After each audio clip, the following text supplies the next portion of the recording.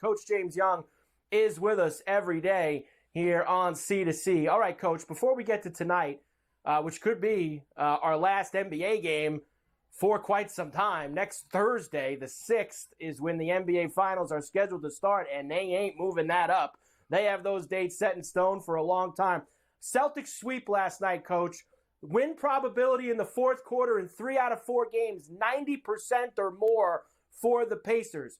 I said this earlier, and I want your thoughts.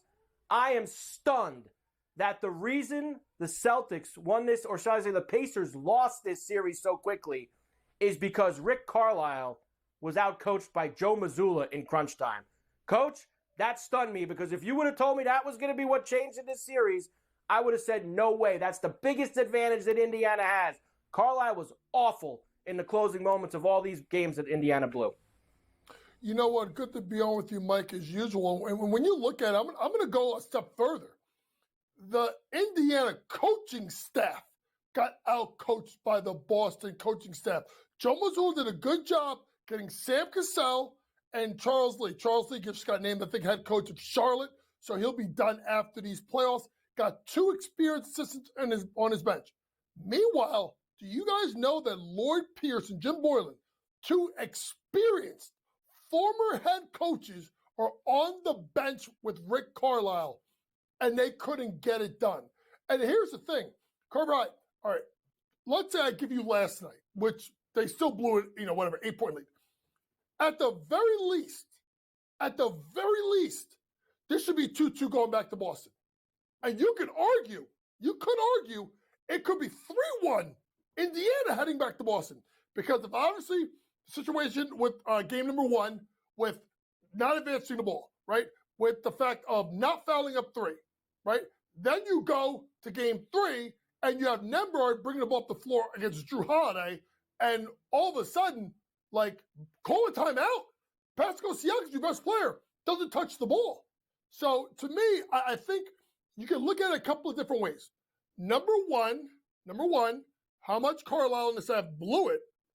But number 2, is Boston really playing their best basketball right now? Are they really giving you 48 minutes of effort on both sides?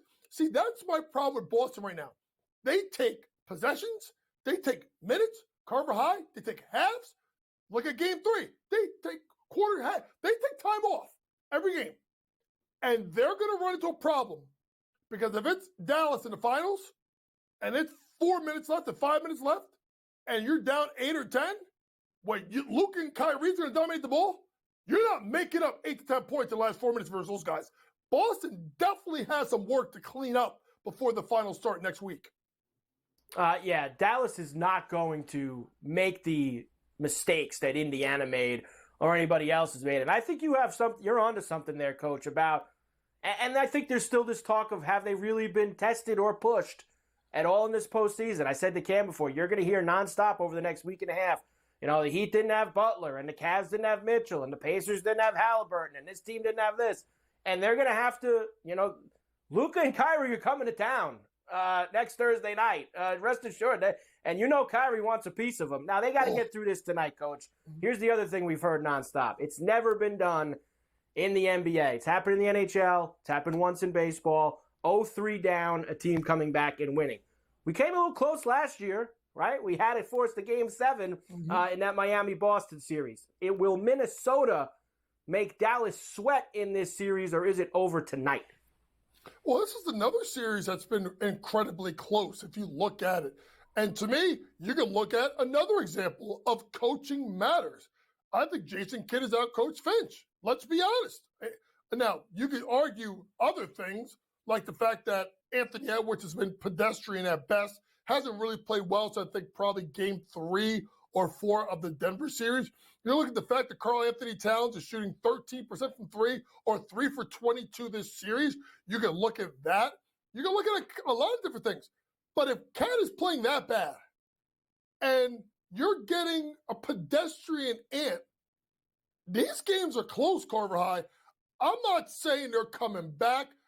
I just would not be stunned at all if Minnesota wins tonight. I think the series is closer than people think. It's probably an 7 or 8 possessions go the other way, it could be, 2-1 easily Minnesota. I think Minnesota gets it done tonight, Carver High. I think as long as the players on Minnesota don't want to let go of the rope and get to Cabo as fast as possible, I think you're right. I think there's some opportunity there. What the thing that bothers me about Coach is he was excellent in the third quarter the other night. He got them back in the game, and then he wasn't there in the fourth. He didn't take shots. He didn't do anything. Like, it just made no sense. The Anthony Edwards usage, especially with that monster dunk, and he got them back in. For them to not do anything was very surprising there in the fourth quarter. All right, Coach, Lion's share picks for tonight. Let's start with the total for this game. Look at you. Listen, Carver High, it's a 210.5. It's up to 211.5. Listen, folks, if they're going to play with pace, this all correlates. I think it's going to go over.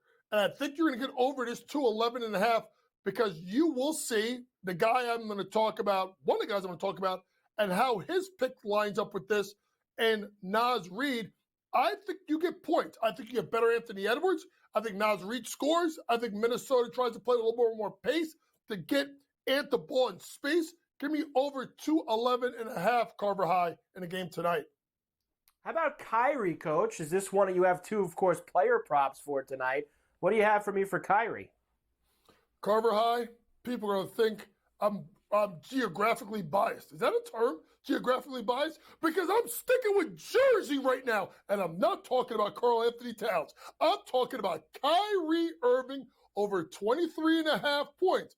Now, when you start thinking about it, closeout games. Okay, he had 22 against against OKC. He had 30 against the Clippers. Still going back a couple of years ago. 25, 14, 24, 27, 28, 26, 30. You get my point? Kyrie steps up in big games. I expect Kyrie to go off tonight. Give me over his points prop. And we'll finish it off, Coach, on the Minnesota side. And Naz Reid, who said, hey, it's never been done before. Why not us come back from 3-0 down? Well, if I think there's going to be points, I'm going with the second best thing to come out of Asbury Park is Bruce Springsteen. By the way, folks, Bruce Springsteen is originally from Freehold, if you don't notice. But anyway, Naz Reid over 12.5 points. Hit this in 3 straight games. And he's hit this in 6 out of the last 10 versus Dallas. And if you look at the fact of, I think if Cat is struggling, they're going to go to Naz early and often. If they want to play with pace, they may put him at the 5 with Cat. Either way, Naz is going to get the minutes tonight, whether it's for Cat or for Gobert or some combination of both. Naz Reid over 12.5 points.